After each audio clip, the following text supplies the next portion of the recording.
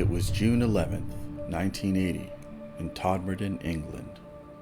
The coal yard was eerily silent that morning, the unusual hum of industry replaced by an unsettling quiet. The sky was overcast, emitting a dull gray light over the scene, as Trevor Parker, the yard's foreman, arrived to begin his day. As he walked through the gates, he couldn't shake a strange feeling in the pit of his stomach, a sense that something was amiss. Trevor made his way to the coal pile, but what caught his attention was not the coal itself, but something that didn't belong there. A glimpse of something pale and out of place. There, on top of the 12-foot heap of coal, lay a lifeless body of a man, sprawled awkwardly as if dropped from the heavens. Trevor's first thought was of a tragic accident, but as he climbed closer, the scene became stranger and more unsettling. The body was that of Zigmund Adamski, a 56-year-old coal miner who had been missing for 5 days. Trevor recognized the face from the local news, a man who had vanished without a trace, leaving behind a concerned family and a worried community. But how had he ended up here, miles away from home, atop a pile of coal, and why? Trevor took in the details, each more perplexing than the last. Adamski's clothes were in disarray, his shirt was missing entirely, and his trousers and shoes seemed hastily fastened, as if someone had dressed him in a hurry. There were no signs of a struggle, no indication that the man had climbed the pile on his own. It was as if he had simply appeared there, placed deliberately like some grim offering. As Trevor waited for the authorities, he noticed something even more bizarre. Unusual burn marks on Adamski's neck and shoulders. Stranger still was the presence of a green ointment smeared over the wounds. The police arrived. Among them were police officers Alan Godfrey and his partner, Malcolm Agley. With a keen eye, they observed the scene. The officers worked carefully, documenting every detail, yet each discovery only deepened the mystery. There were no footprints or tire marks, no signs of how Adamski had been transported to the yard. The coal itself was undisturbed, as if the body had been gently placed from above. For Alan Godfrey and his team, the truth remained elusive, a puzzle with too many missing pieces. The coroner's investigation would conclude that Adamski had died from a heart attack, but the full circumstances of his death would remain a mystery even till today. The official cause of death was determined to be a heart attack. The coroner, Mr. James Turnbull, was puzzled by the mysterious burns in the green ointment. He noted that the burns appeared to be recent, and that the ointment was not a known medical treatment. The coroner estimated that Adamski had died about 24 hours before the body was discovered, leaving 4 unexplained days between his disappearance and death. Investigators were unable to determine where Adamski had been during the 5 days he was missing. There were no credible sightings or evidence to trace his movements.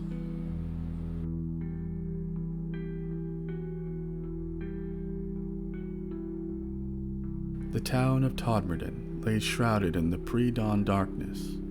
The streets were silent and empty as the clock struck 5 a.m. A typical November morning that promised nothing out of the ordinary. But for Police Constable Alan Godfrey, this day would mark the beginning of one of the most mysterious events of his life. Godfrey sat in his patrol car, the radio crackling softly with the usual early morning chatter.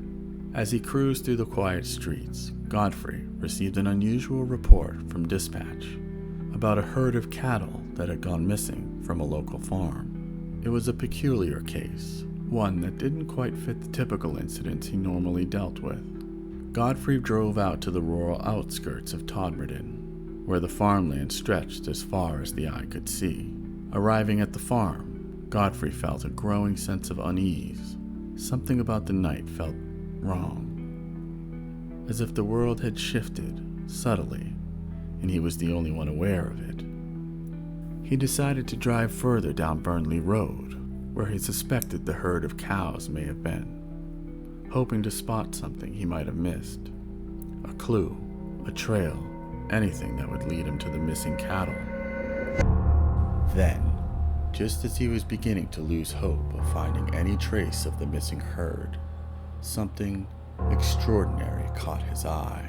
A light up ahead, bright and unusual, hovering just beyond the bend. Godfrey squinted, trying to make sense of what he was seeing. He slowed the car to a crawl, his pulse quickening with curiosity and apprehension. As he rounded the bend, the source of the light came into view, and Godfrey let out a gasp. There, hovering about 5 feet off the ground, was a craft unlike anything he had ever seen. It was a large, rotating, diamond-shaped object, suspended in the air with an elegance that defied gravity. The craft was approximately 20 feet wide and 14 feet high, its surface smooth and metallic, reflecting the dim light of the morning like a polished mirror. Godfrey's mind raced as he tried to process the sight before him. The object was rotating slowly and silently, its movement hypnotic and deliberate. Along its midsection was a row of dark windows or panels, their purpose unknown but suggestive of something beyond human technology. The object seemed perfectly stable, hovering with a precision that made no sense. There were no wires, no visible means of support, just the craft itself, defying gravity and logic in equal measure. In that moment, time seemed to stand still. Godfrey was both terrified and entranced, his training as a police officer clashing with a primal fear of the unknown. He knew he should radio for backup, document the sighting, do something, anything to break the spell of the encounter. But all he could do was sit there, his heart pounding in his chest as he took in the impossible reality before him. The light from the craft bathed the control car, casting everything in a surreal glow. Godfrey's training as a police officer finally kicked in. He reached for the radio, his fingers trembling slightly as he attempted to call for backup. But as he pressed the button, all he heard was static, a harsh crackle that drowned out the possibility of communication. The radio continued to hiss and sputter, the familiar voice of the dispatcher replaced by a wall of interference. Godfrey tried again, adjusting the dials and switches in a futile attempt to restore the connection, but it was no use. His equipment had mysteriously failed. Realizing he had no other means of documenting the encounter, Godfrey grabbed his notepad and pen, his heart pounding as he began to sketch the craft. He worked quickly, capturing the object's shape and details, the diamond shape, the dark panels, the way it hovered without support. All of it flowed from his mind to the paper. As he sketched, the craft continued to rotate slowly, its surface glinting in the dim light. Godfrey's mind was a whirlwind of thoughts. What was this object? Where had it come from? And why was it here? Just as he finished the sketch, there was a sudden blinding flash of light, a burst of a brilliance that filled the car and obscured everything else. Then, as quickly as it had come, the light was gone, leaving Godfrey blinking in its aftermath. As Godfrey came to his senses, he found himself still seated in the patrol car, but something was different. The surroundings had shifted subtly, as if the very fabric of space and time had been altered. His heart raced as he took in his new position, which was 30 yards further down the road from where he had been moments before.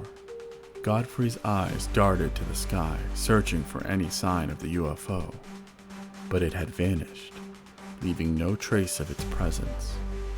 The road and the sky above was now empty. As the first light of dawn broke over Todmorden, Alan Godfrey navigated the familiar roads back to the police station. Yet Godfrey felt as though he was emerging from a dream, one that lingered on the edge of memory, both vivid and elusive. Upon arriving at the station, PC Malcolm Agley was just finishing his patrol. Confused, he listened as Godfrey, still in shock, urged him to hop into the passenger's seat. Godfrey quickly turned the car around, driving back to the spot where he had witnessed the strange sight just moments earlier. On the way there, Godfrey informed Agley of the events that just took place. The men soon arrived at the spot on Burnley Road. Though the object had vanished, they found something odd. The road beneath where the craft had hovered was completely dry, while the surrounding area was wet from the rain. A swirl of leaves seemed to be out of place, and the ground where the craft had been was warm to the touch, which was unusual for the cold November morning. The two officers decided to check if anyone else had witnessed the event. They headed to Center Val Park, but found the gates were locked. Undeterred, they climbed over and entered the fields. As they walked through the darkness, their flashlights revealed something unexpected. They seemed to have stumbled across the missing cattle that Godfrey had been looking for earlier, but they had never grazed in that park. They looked around, questioning how the cattle had ended up there when the gates were locked. After some time, Godfrey and Agley headed back to the police station. As he pulled into the station's parking lot, he knew he had to report the incident, but he also knew that this account would be met with skepticism. Stepping out of the patrol car, he noticed something odd. His boots felt different, and looking down, he saw that both boots were split, the soles separating as though they had been exposed to some unknown force. He thought it odd, but continued on his way. Pushing open the station doors, Godfrey was greeted by the familiar buzz of early morning activity. Sitting at his desk, Godfrey reached for his notepad, the hastily drawn sketch of the UFO still fresh on paper. He reviewed his notes, trying to piece together the sequence of events that had unfolded on Burnley Road. But as he did so, he realized with a growing sense of alarm that there was something he couldn't account for. A 30-minute gap in his timeline. An unexplained void where time seemed to have slipped away. The realization hit him like a cold wave. Godfrey shook it off and approached his supervisors to report the sighting. As he sat down, he described the craft's size and shape, the rotation, and the inexplicable shift in his position on the road.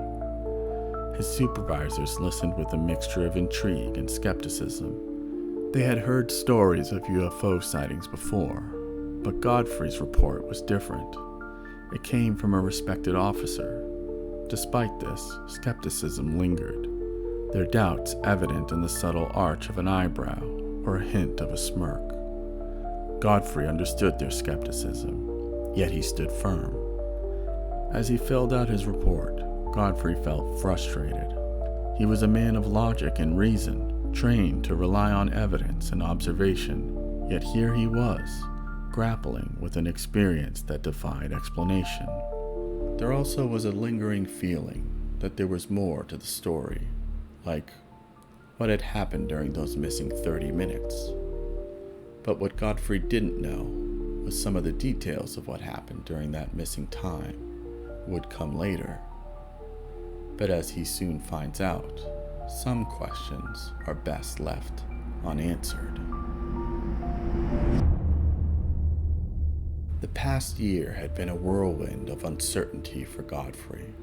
His extraordinary encounter with a UFO on Burnley Road left him with unanswered questions and a gnawing sense of something unresolved. To uncover the truth, he had agreed to undergo hypnotic regression, hoping to unlock the secrets hidden within his mind. As the session began, Godfrey focused on the sound of the hypnotist's voice, letting it guide him into a deep state of relaxation. He felt himself sinking into a trance. Images and sensations flickered at the edges of his awareness, fragments of a memory waiting to be uncovered. Godfrey found himself back on Burnley Road, the scene unfolding with vivid clarity. The diamond-shaped craft hovered before him, its surface gleaming in the dim light. But now, as he relived the experience, a new narrative emerged. This time, he remembered getting out of the car. He described being enveloped in a bright light, and then he found himself aboard the craft. The interior stark and sterile. The environment was unlike anything he had ever seen before, a blend of futuristic technical design and clinical precision. The air felt charged with energy, a hum of technology that permeated the space. He described humanoid beings moving with purpose around him, their features both familiar and alien. They were slender and graceful, their skin smooth and pale, with large, dark eyes that seemed to see into the depths of his soul. The beings communicated without words, their thoughts and intentions flowing directly into his mind. It was an exchange of information that transcended language, a communication of ideas that left him awed and bewildered. Some of the beings had long beards, adding to the puzzling nature of the encounter. The beings were also wearing long robes, or garments that flowed down to the floor. These robes had a colorful quality, shimmering with vibrant colors. Out of the corner of his mind's eye, he could make out smaller, robotic entities aboard the craft. These robots seemed to assist with the examination process, moving about the craft in a mechanical efficiency. They were involved in various tasks, including operating instruments and aiding in the medical or scientific procedures conducted. They moved with precision and purpose, contributing to the highly organized and systematic nature of the examination process. Amid the group stood a tall figure, distinct from the others in both stature and demeanor. Godfrey identified him as Joseph, a name that resonated with him. Joseph exuded an air of authority and wisdom, his gaze steady and knowing. Joseph stood out among the beings and had a more commanding presence. Godfrey felt at ease around Joseph, and a strange sense of familiarity, as if they had met before. The robe worn by Joseph was more elaborate or distinguished, possibly indicating a higher status or role among the other beings. Joseph served as a guide, leading Godfrey through a series of examinations and procedures that defied earthly understanding. Godfrey found himself lying on a smooth metallic table, the surface cool against his skin. The beings worked with methodical precision, examining him with instruments that hummed and glowed with an inner light. The robotic beings then scanned his body with a large alien device. There was a message in the encounter, a communication that lingered just beyond the edge of understanding. Godfrey experienced a vision, a glimpse of a future. It was as if the beings had pulled back the veil of time itself, revealing a glimpse of a world yet to come. In this vision, Godfrey saw cities crumbling, the skies darkened by an unknown force, and a profound sense of despair hanging over humanity. It was a grim and haunting image of a future yet to come.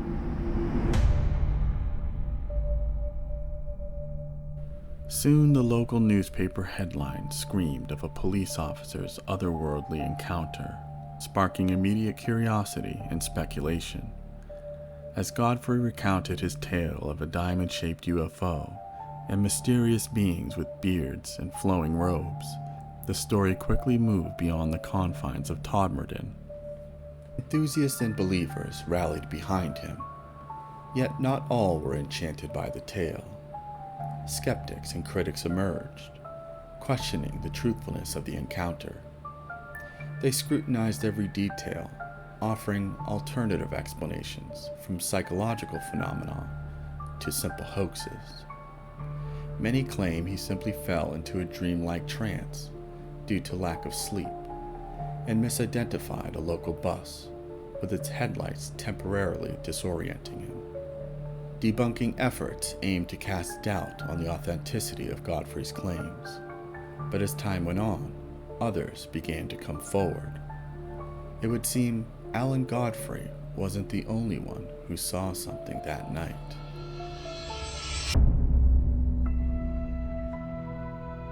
The night of June 6, 1980, held more than just Godfrey's bewildering experience. It was a night that marked multiple sightings and eerie reports that wove a complex story of the unknown. In the heart of Todmorden, a local farmer named William, struggling with sleep, looked up from his fields to witness a spectacle that mirrored Godfrey's own sighting. As he toiled through the early hours, his gaze was drawn to a blinding bright diamond-shaped object that hovered ominously above the ground. His description matched Godfrey's to an uncanny degree. The same dazzling lights, the same eerie silence. But as quickly as it appeared, the craft vanished into the night, leaving William with an unsettling sense of wonder and fear. A night watchman named Peter was making his rounds near the outskirts of Todmorden. That same night, Peter saw an object that seemed to defy every law of nature. A huge, rotating craft with dark windows loomed silently above the ground. The sighting was brief but unforgettable. Peter's account, too, echoed Godfrey's descriptions. Even the cattle, often silent witnesses, seemed to have their own story to tell. Local farmers reported that their herds had mysteriously vanished from their fields, only to be found later, scattered and anxious. The collective accounts of these witnesses painted a picture of the night's events. Each testimony, while separate, interwove with Godfrey's own experience that defied rational explanation. Amidst the clamor, Godfrey faced the weight of scrutiny and disbelief. The relentless media coverage and polarized public reaction took a toll on him, transforming his once routine life into a spectacle of doubt. Alan Godfrey felt the push of intimidation as he navigated the storm of skepticism.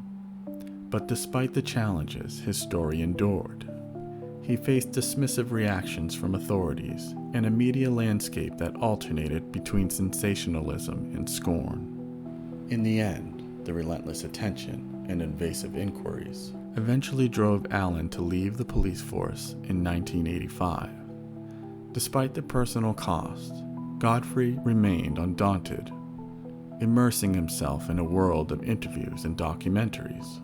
With unwavering conviction, he continued to share his harrowing account, standing firm amidst the tumult of skepticism and fascination, forever marked by the extraordinary events that had forever altered the course of his life. Alan's story is a stark reminder to always stand up for what you believe to be true, and to stay vigilant, fellow truth seekers, because the truth is out there. End transmission.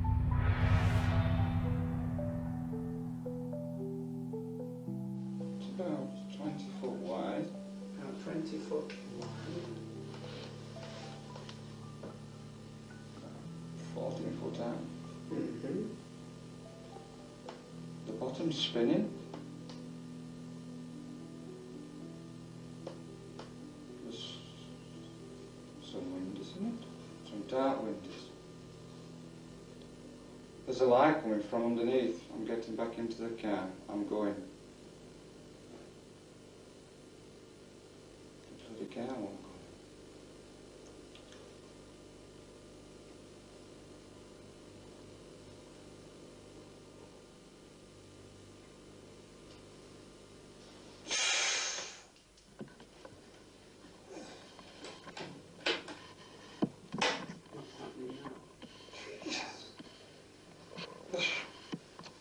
There's a light.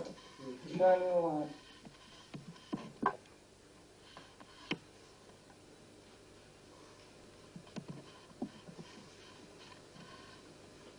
Keep your eyes closed. Who else is it doing?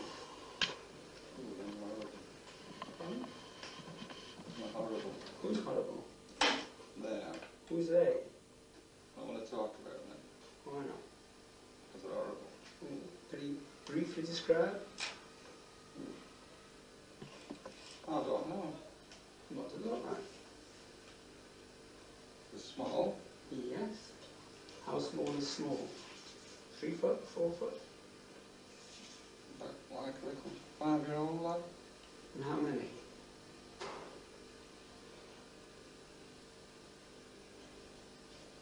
About 8. 8 of them.